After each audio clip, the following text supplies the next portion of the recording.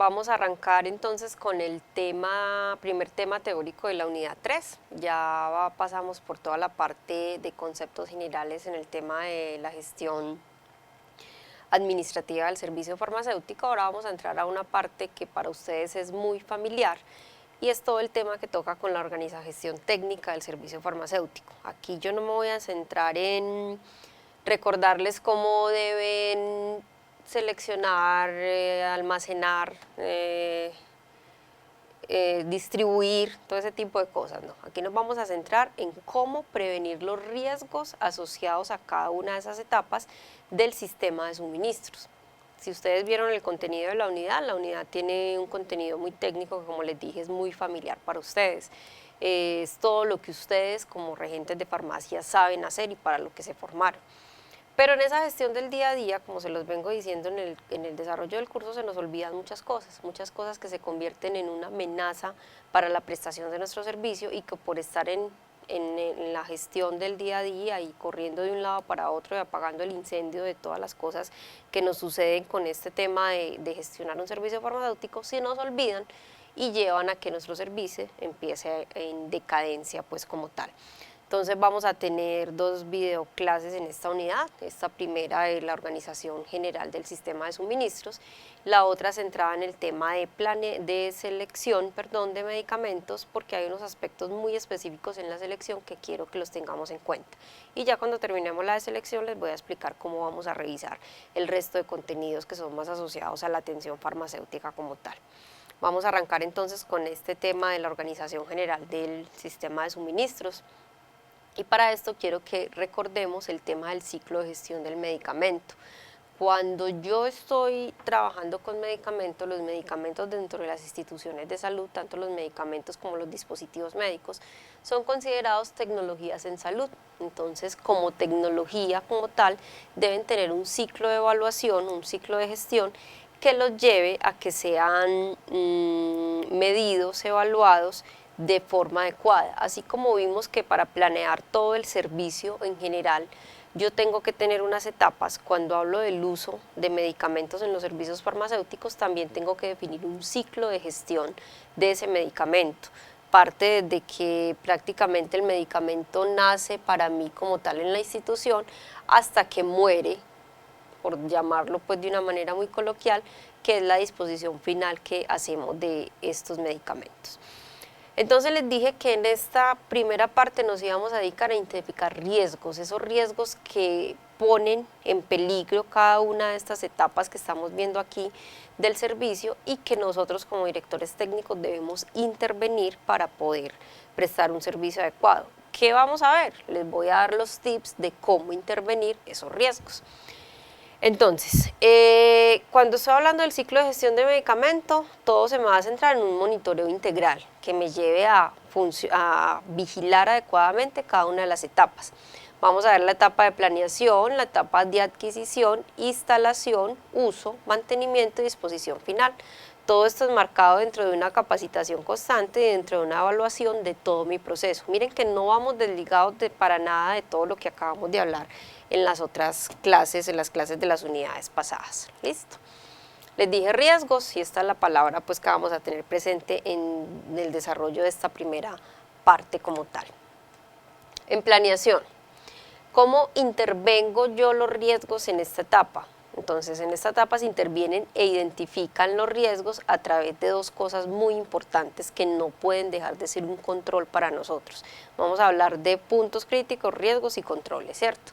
La primera es el proceso de gestión de compras y la segunda la selección de proveedores y una negociación adecuada como tal.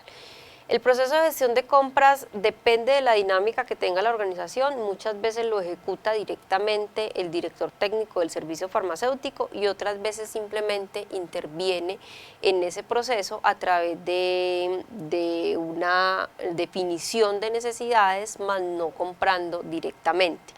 Independientemente en qué campo me esté moviendo, si estoy comprando yo directamente o estoy formulando la necesidad para que un área de compras sea quien me compre el medicamento, debemos tener presente que en este proceso de compras deben existir o debe primar todo el tema de una selección adecuada con los proveedores y una negociación que me lleve a tener con ellos una relación exitosa como tal. Entonces, en ese proceso de gestión de compras hay cosas que no se nos pueden olvidar. Está el tema de las ofertas, ¿cierto? Pues como de todo lo de ofertar el servicio para ver quién me lo va a vender. Está el tema de tener distintos proveedores. Muchas veces nos casamos con solamente los mayoristas o aquellos que hacen distribución pues masiva de muchos productos y no vemos que hay proveedores que venden directamente con los cuales podemos hacer negociaciones mucho más económicas. Y cuando hablo de selección de proveedores y de la negociación, tengo que tener presente que esa selección se debe basar en unas relaciones de confianza con el proveedor, pero también en unas relaciones de que lleven al proveedor me responda a mis necesidades. Entonces es muy importante que no se nos olvide evaluar a los proveedores. ¿Cómo evaluar a los proveedores? Así como hablábamos ahorita de que evaluábamos al personal. Yo tengo que tener definido dentro de los proveedores de mi servicio cómo los evalúo y cómo ellos me deben responder con un plan de mejoramiento frente a aquellas acciones o frente a aquellos puntos de la evaluación que no estén cumpliendo adecuadamente.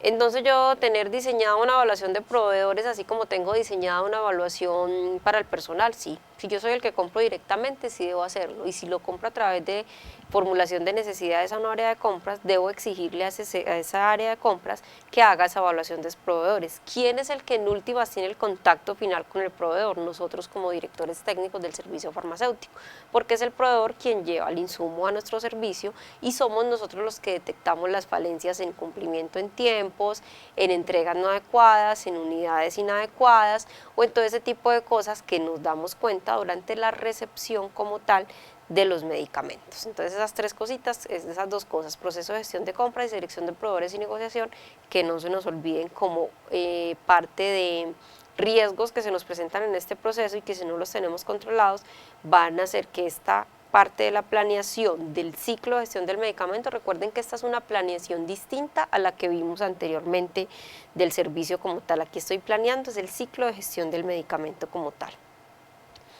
En la adquisición, el tema de planeación y adquisición van muy de la mano, de hecho muchos autores en la literatura lo referencian como una sola etapa, solo que aquí lo que hacemos es, o yo se los quise diferenciar porque hay algo en la adquisición que es muy importante y que me lleva a prevenir riesgos muy importantes con el uso de medicamentos en los pacientes.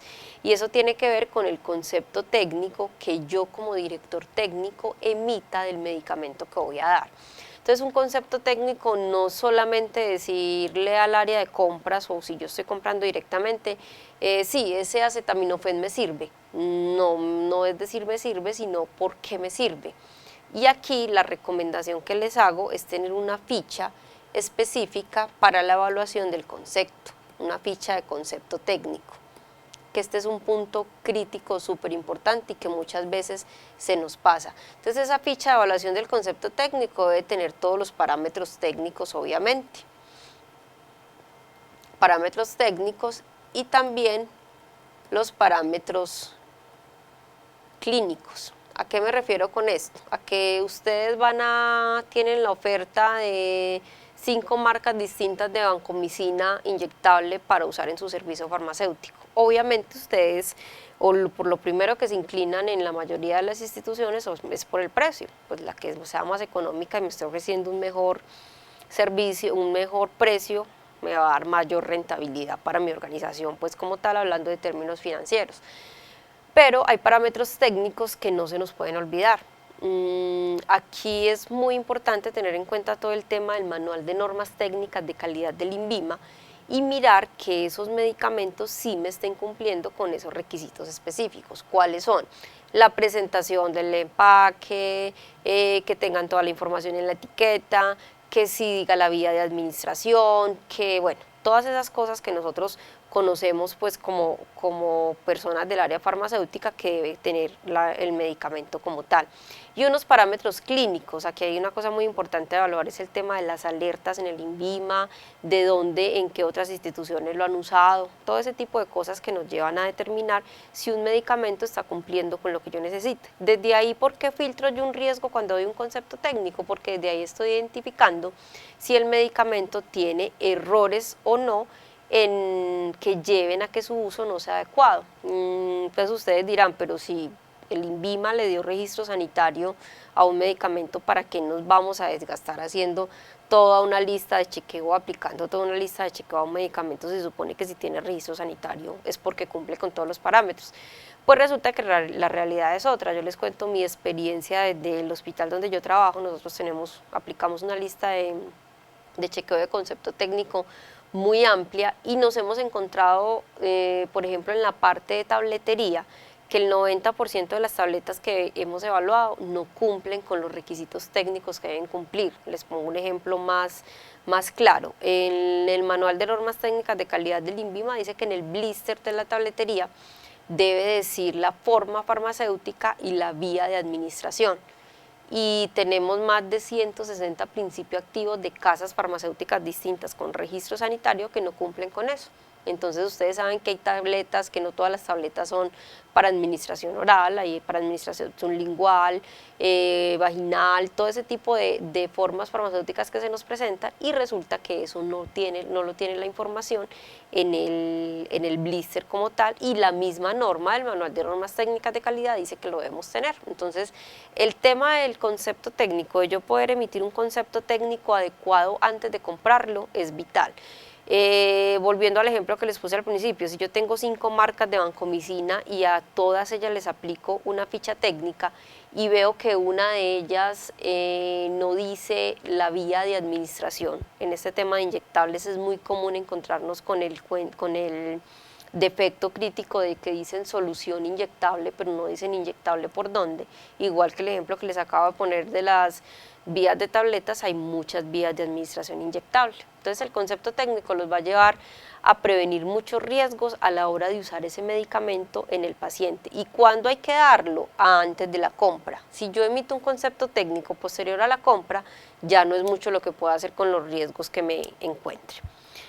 Un proceso para la adquisición de los medicamentos cuya finalidad sea alcanzar la máxima calidad de oportunidad. Pues si yo doy conceptos técnicos adecuados, voy a tener estas dos variables pues seguramente controladas, con unos costos sostenibles para la institución, buscando independencia de las presiones de los laboratorios farmacéuticos y de las preferencias por determinadas marcas.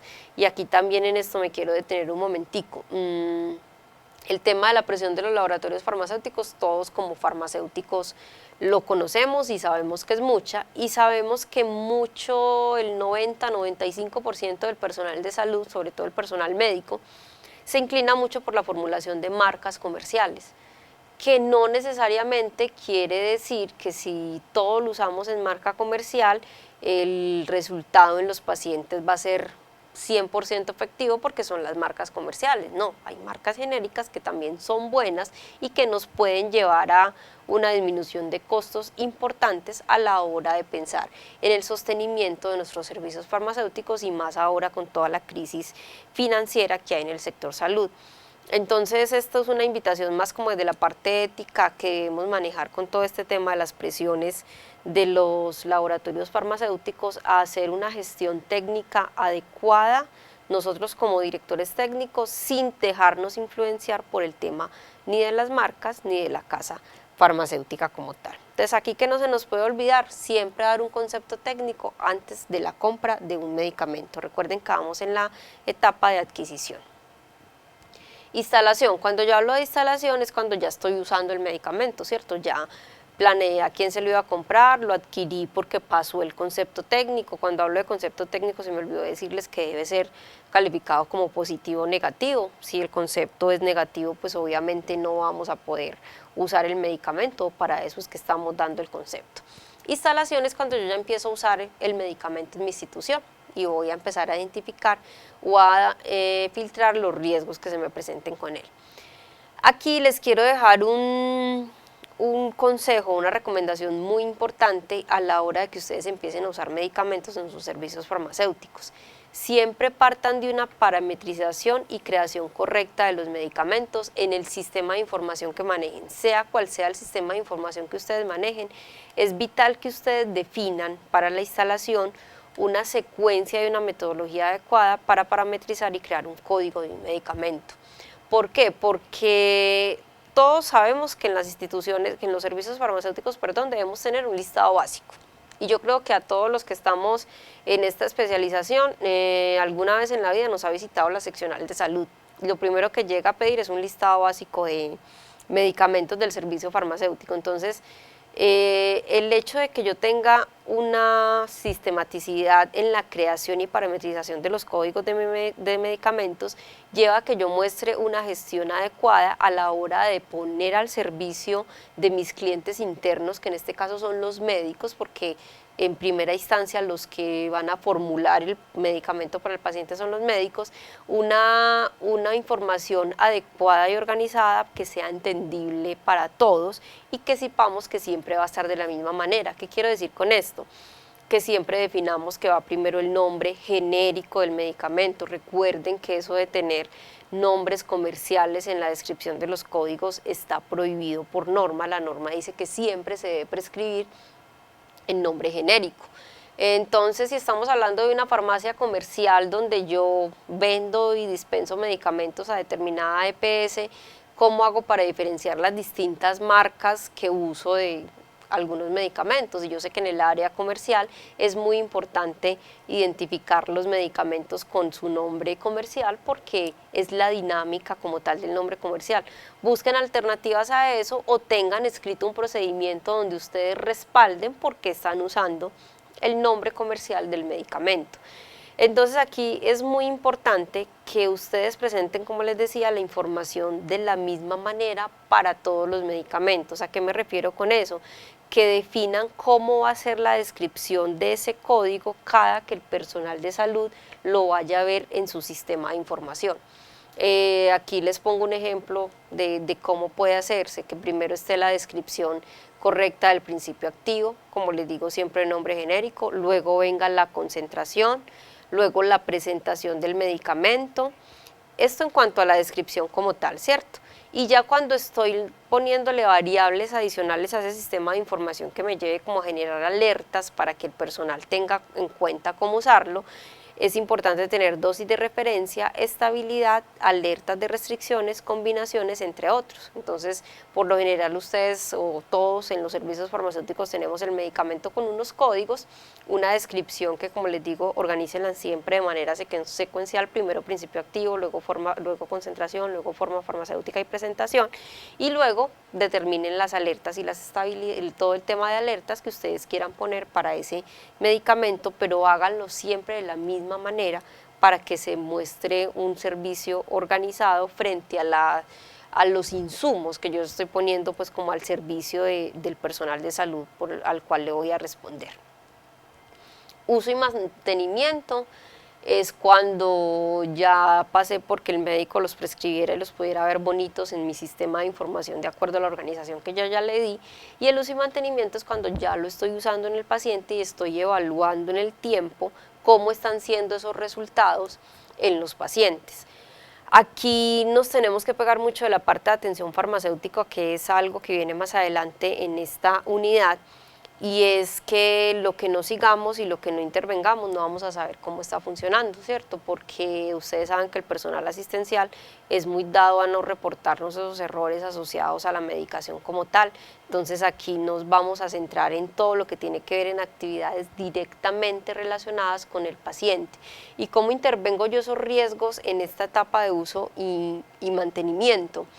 Debo hacer seguimiento farmacoterapéutico. Aquí yo sé que hay un debate muy grande en que si el regente de farmacia puede o no hacer seguimiento farmacoterapéutico. Obviamente la norma es muy explícita en decir que el seguimiento farmacoterapéutico solo debe ser realizado por el químico farmacéutico, pero no quiere decir que el regente de farmacia no apoye esas actividades de seguimiento farmacoterapéutico hasta cierto punto, o que pueda hacer seguimiento farmacoterapéutico sin tanto nivel de de intervención como tal, como lo hace el químico farmacéutico. Esta es la vigilancia de los problemas relacionados con medicamentos, que como lo conocemos en cristiano, pues se llama farmacovigilancia, ¿cierto? Aquí ustedes tienen una participación súper importante. Es muy bueno cuando yo estoy usando el medicamento hacer farmacovigilancia activa, y este es un consejo que les quiero dejar porque es algo que funciona muy bien y que sirve para determinar todas aquellas cosas que no me están reportando desde los servicios asistenciales. Y por último, la formulación de los medicamentos mediante la denominación común internacional, nombre genérico y solo por personal médico autorizado. Cuando hablamos de personal médico autorizado y dependiendo del nivel de complejidad del servicio farmacéutico donde yo me esté moviendo, voy a tener un listado básico de medicamentos o voy a tener un listado muy amplio que me va a llevar a tener unas especialidades específicas. Cuando yo hablo de medicamentos de especialidades, lo ideal es que lo manejen las especialidades idóneas para el manejo de ese medicamento, que no lo manejen médicos generales o médicos que no sean los especialistas en el manejo, porque no lo van a saber. Obviamente son médicos y van a saber prescribir, pero no van a saber el uso específico de ese medicamento como tal. Entonces, riesgos aquí, puntos críticos acá, hay que hacer seguimiento, hay que hacer farmacovigilancia y la prescripción debe estar siempre por personal médico autorizado. Recuerden esos tips que siempre les recuerdo al final de cada diapositiva, que ahí es donde se van a centrar ustedes para el desarrollo de los talleres. También cuando hablo de uso y mantenimiento, hay otras dos cosas que no se me pueden olvidar. La inclusión de nuevos medicamentos siempre deberá solicitarse por escrito al Comité de Farmacia y Terapéutica con su respectiva justificación por parte del personal médico. ¿Por qué hago énfasis en esto? Porque muchas veces nos cogen a quemarropa en los servicios farmacéuticos del personal médico que necesitan un medicamento para allá porque es para allá y que es de determinada marca. Ustedes como directores técnicos tienen que tener un proceso sistematizado y organizado desde la dirección de la institución donde se estén moviendo. Sobre todo esto aplica mucho este punto, estos dos puntos que estamos viendo en esta diapositiva, aplican mucho cuando estamos en servicios farmacéuticos hospitalarios, cuando somos un servicio farmacéutico que está dentro de una institución de salud y le está respondiendo a las necesidades de unos pacientes. Debe ser el Comité de Farmacia y Terapéutica quien ponga todas las normas sobre uso de medicamentos en la institución. Obviamente se manejan excepciones. ¿Cuáles son las excepciones aquí? Todo lo que tiene que ver con medicamentos urgentes, cuando sabemos que son pacientes que llegaron por el servicio de urgencias y que si no les damos el medicamento ya el paciente está en riesgo de morir, ahí esas son las excepciones que se deben manejar. Y un tema que cogió mucho auge en los últimos años, los últimos 2, 3 años, y es el tema de reconciliación medicamentosa, que es preguntarle al paciente que me llegó por urgencias, que acaba de ingresar por urgencias o que viene por primera vez a mi consulta ambulatoria, qué medicamentos está tomando de forma crónica. Muchos hemos sido pacientes o todos hemos sido pacientes en cualquier momento, y miren que rara la vez cuando uno va al servicio de urgencias el médico le pregunta usted qué viene tomando, usted qué medicamentos toma o qué sufre crónicamente. De pronto en la consulta ambulatoria de las EPS esto es algo que ya han ido introyectando pues mucho y el médico hace la pregunta, pero cuando vamos a un hospital, a un servicio de urgencias grande, más un hospital de nivel de complejidad alto, la dinámica del día a día no permite pues que el médico se detenga a preguntar todo ese tipo de cosas, y resulta que hospitalizan a un paciente que llegó por un accidente de tránsito con una fractura de rodilla o de lo que sea, y a los 5 o 6 días ven que el paciente presenta una descompensación de la presión arterial y resulta que ese paciente era hipertenso, y como llegó inconsciente, nadie le preguntó ni a él ni a la familia qué medicamentos consumía crónicamente para cualquier tipo de enfermedad, y ese paciente se nos descompensó por una cosa totalmente distinta a lo que entró al hospital. Entonces, este es un punto muy crítico para que tengan muy presente y que hay que introyectarlo desde todos los ambientes farmacéuticos de los que nos estemos moviendo. Si yo estoy en una farmacia comercial en la que estoy simplemente vendiendo medicamentos, introyectémoslo como un aspecto de atención farmacéutica enfocado a no solo a vender, obviamente ese es el fin principal de una farmacia comercial, pero también a vender con calidad y seguridad para los pacientes, que está tomando usted que no le vaya a interferir con lo que le estoy vendiendo, ¿cierto? Entonces no se nos olviden esas dos cositas ahí muy importantes. Y en la disposición final, en esta etapa se interviene e identifican los riesgos a través de una gestión de residuos de medicamentos e insumos para la disposición final. Ojo que cuando hablamos de residuos de medicamentos, hablamos de todos aquellos empaques o frascos, llámese blister o llámese lo que sea, que sobran en las instituciones hospitalarias. Y estamos hablando de todos los residuos o descartes de medicamentos que se producen por vencimientos o por deterioros o por averías en cualquier tipo de servicio farmacéutico que estemos manejando. Este es un tema pues muy fácil y muy conocido por ustedes, pero aquí lo que el tip principal que les quiero dejar es que los residuos de medicamentos se consideran como residuos de medicamentos todo aquello que tenga algún tipo de sobrante de medicamento, entonces todos los frascos ampollas, los tubos de las cremas, todo ese tipo de cosas que así hayan sido gastados hasta el final, cuando yo deposito eso en la basura, siguen siendo residuos de medicamentos porque, por decirlo de alguna manera, siguen estando untados del medicamento como tal. Con esto hemos terminado entonces la primera parte de esta unidad. Como vieron, era la capacitación básica en cada una de las etapas del ciclo de gestión del medicamento, cosas que ustedes no se les pueden olvidar a la hora de hacer una gestión exitosa, y sobre todo lo que quería que les quedara muy clara de esta primera parte eran los riesgos, cómo intervenirlos y qué controles poner o qué barreras de seguridad poner para que eso no vuelva a pasar. Continuamos entonces más adelante con el desarrollo de los otros temas. Muchas gracias.